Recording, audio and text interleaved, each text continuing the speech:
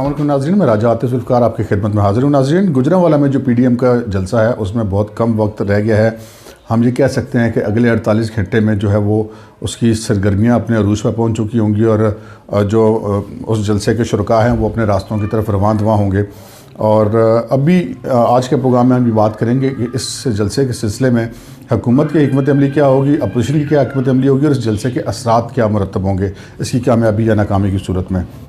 तो नाज़रीन, हुकूमत इस मामले में बड़ा टेक्निकली इस मामले को हैंडल करी है। वो एक कदम आगे बढ़ती है, 2 कदम पीछे हटती है, कभी 2 कदम आगे बढ़ती है, 1 कदम पीछे हटती है। इसका आगाज़ तो उन्होंने उस वक्त कर दिया था जब उन्होंने गुजरांवाला में एक मुकदमा दर्ज किया था कैप्टन सफदर के ख़िलाफ़। उनकी एक इस जलसे की तैयारी के सिलसिले में जो एक मीटिंग उन्होंने की थी उसके हवाले से। उसके बाद फिर लाहौर में शाहदरा में बगावत का भी मुकदमा दर्ज किया गया और उस मुकदमे से फिर वो फायर बैक कर गया और सवाए नवाज शरीफ के बाकी तमाम जो मुल्ज़मान हैं उनके नाम उस मुकदमे से निकाल दिए गए। लेकिन उसके बाद हमने देखा कि हुकूमत जो है वो मुख्तलिफ़ किस्म की टेक्निक्स इस्तेमाल करी है। मसलन जो मुस्लिम लीग नून के बागी रुकन असम्बली हैं अंसारी साहब, उनको मैदान में लाया गया और जहाँ पे मुस्लिम लीग नून जलसा करना चाह रही थी वहाँ पर अब पीटीआई की हुकूमत का ये मौक़िफ़ है कि जी वहाँ पर तो उन्होंने पहले दरख्वास्त दी थी, हम तो उनको इजाज़त देंगे। दूसरी तरफ राना सनाउल्लाह ने प्रेस कॉन्फ्रेंस की और कहा कि जी अगर हमें जलसे की मुजव्ज़ा मकाम पर इजाज़त ना दी गई तो फिर हम जीटी रोड पर जलसा करेंगे। एक तरफ तो हुकूमत और हुकूमती तर्जुमान ये कह रहे हैं कि जी हम किसी को जलसा करने से नहीं रोकेंगे सिवाय इसके कि किसी ने कानून को अपने हाथ में ना लिया। लेकिन दूसरी तरफ काफ़ी सारी रुकावटें खड़ी की जा रही हैं। गुज़श्ता शब जो है वो जाती उमरा की तरफ जाने वाले जितने रास्ते हैं वहाँ पर बड़े कंटेनर पुलिस की तरफ से पहुँचा दिए गए और पुलिस की भारी नफरी भी वहाँ पर तैनात कर दी गई। हुकूमत की शायद ये ख्वाहिश और ये कोशिश है कि मरीम नवाज़ जब जाती उमरा से निकलें तो उनके साथ ज़्यादा कारकुन वहाँ पर ना पहुँच सकें और ताकि वो कारकुनों की कम क़ुव्वत के साथ वहाँ से निकलें। और दूसरी तरफ दानियाल अजीज़ ने भी स्टेटमेंट्स ऐसी दी हैं, खुर्रम दस्तगीर ने गुजरांवाला से ऐसी स्टेटमेंट्स दी हैं कि ना सिर्फ ये कि इस जलसे को रोकने की कोशिश की जा रही है बल्कि हुकूमत और पुलिस जो है वो पब्लिक ट्रांसपोर्ट के जो ट्रांसपोर्टर्स हैं उनको दबाव में ला रही है कि जी वो ट्रांसपोर्ट फ्राहम ना करें, उनकी गाड़ियाँ बंद की जा रही हैं, उनके कागजात कब्ज़े में लिए जा रहे हैं। उसके अलावा जो बैनर्स बनाने वाले, पैनाफ्लेक्स बनाने वाले हैं उनको बाउंड किया गया कि वो बिल्कुल ना बनाए, ना लाहौर उसके गिरदोनवा में, गुजरांवाला उसके गिरदोनवा में रास्ते के मकामात पे। लेकिन जो नाज़रीन हमें इतलात मिल रही हैं कि मुख्तलिफ़ इस सिलसिले में जो वो इक़दाम किए जा रहे हैं अपोजिशन की तरफ से। एक तो जो इस जलसे में शिरकत के लिए दूसरे शहरों से जो काफ़िले हैं उनके लोग जो हैं वो अब एक एक करके या छोटे छोटे ग्रुप्स की सूरत में गुजरांवाला पहुंचना शुरू हो गए हैं। गुजरांवाला और लाहौर जो हैं वो मुस्लिम लीग नून के हम ये कह सकते हैं कि बहुत ज़्यादा स्ट्रॉन्ग पॉइंट्स हैं।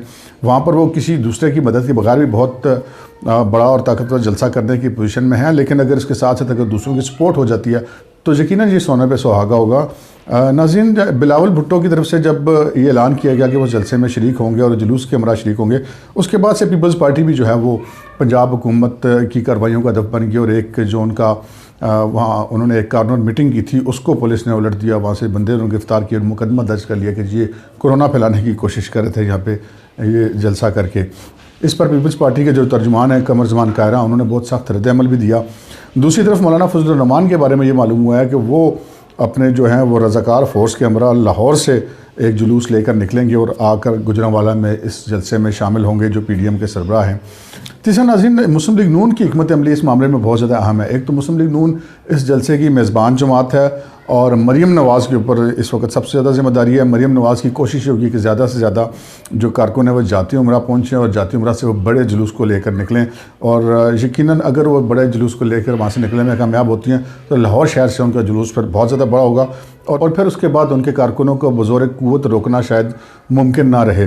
नाज़रीन, दूसरी तरफ एक ये की भी हिकमत अमली है, लेकिन अपोजिशन के बारे में हमें मालूम है कि वो इस खदशे का इज़हार कर रहे हैं कि शायद मरीम नवाज़ को गिरफ़्तार करने की कोशिश की जाएगी या उस जलसे से पहले उनको गिरफ़्तार किया जा सकता है। एक तरफ ऐसी भी तजवीज़ चल रही है कि मरीम नवाज़ जो हैं वो ख़ुद जुलूस को लेकर ना आएँ और वो पहले गुजरांवाला में पहुँच जाएँ और वो बतौर मुस्लिम लीग नून मेज़बान जमात की कायद होने के नाते से जो दीगर जमातों के कैदीन मौलाना फजलुर रहमान, बिलावल भुट्टो, दीगर जमातों के जो कैदीन इस जलसे में शरीक होने के लिए आ रहे हैं उनका इस्तकबाल करें। नाज़रीन, ये जो जलसा है ना सिर्फ ये पीडीएम की मूवमेंट के लिए बहुत अहम है बल्कि हुकूमत के लिए बहुत ज़्यादा अहम है। ये एक हकीकत है कि हुकूमत जो है वो इस वक्त बिल्कुल चंद वोटों के सहारे पे खड़ी हुई है और उसके लिए बहुत ज़्यादा मसला होगा अगर पब्लिक का जो सेंटीमेंट है उनके ख़िलाफ़ नज़र आता है। पब्लिक का सेंटीमेंट हुकूमत के ख़िलाफ़ नज़र आना का बज़ाहिर इम्कान इसलिए ज़्यादा है कि जो मुल्क में मौजूदा माशी सूरत हाल है और ख़ुसूसन जो महंगाई का बहुत ज़ोर है, उसमें आवाम की जो दिलचस्पी है वो लगता है कि इस जलसे में ज़्यादा होगी। बज़ाहिर हमें ये नज़र आ रहा है कि जो हुकूमत की पॉलिसी है वो बज़ौर ताकत किसी को नहीं रोकेंगे, लेकिन रुकावटें खड़ी करेंगे और रस्ते में से जहाँ जहाँ पे गुजरेंगे मुख्तलिफ उनके ख़िलाफ़ मुकदमात दर्ज करते चले जाएंगे। और उसके बाद जब ये जलसा वलसा ख़त्म हो जाए तो उसके बाद उन जो FIR दर्ज की हैं उनको एक बतौर टूल इस्तेमाल किया जाएगा अपोजिशन को दबाने के लिए। नाज़रीन, ये जो जलसा है ये PDM के मुस्तकबिल का भी फ़ैसला करेगा और हुकूमत के मुस्तकबिल का भी फ़ैसला करेगा। ये बता देगा कि PDM की तहरीक आगे कैसे चलनी है और ये भी बता देगा कि जो हुकूमत है उसका आगे क्या बनना है, क्योंकि ये हुकूमत जो है वो बहुत कम वोटों पर 3-4 वोटों के इशारे पर खड़ी है और अगर एक अवाम की लहर उसके ख़िलाफ़ सामने आ जाती है तो फिर शायद जो है वो हुकूमत उस लहर के सामने खड़ी ना हो सके। और अगर मिड टर्म इलेक्शन हो जाते हैं तो फिर ये हुकूमत के लिए बहुत ज़्यादा लूजिंग पोजीशन होगी। लिहाजा हुकूमत ऐसा कोई रिस्क नहीं लेगी जिससे ये जलसा कामयाब हो और कोई ऐसी एफर्ट कोई कसर नहीं छोड़ेगी कि इस जलसे पर असरअंदाज हो सके। तो नाज़रीन, अब हमने देखना ये कि जो अगले 48 घंटे उसमें क्या होता है। मरीम नवाज़ के निकलने के 1 घंटे के बाद इस हुकूमत के मुस्तकबिल के हवाले से भी फ़ैसला वाज़ेह हो जाएगा और PDM के मुस्तकबिल के हवाले से भी फ़ैसला वाज़ेह हो जाएगा। आज के प्रोग्राम में बस इतना ही। इजाज़त दीजिए। अल्लाह हाफ़िज़।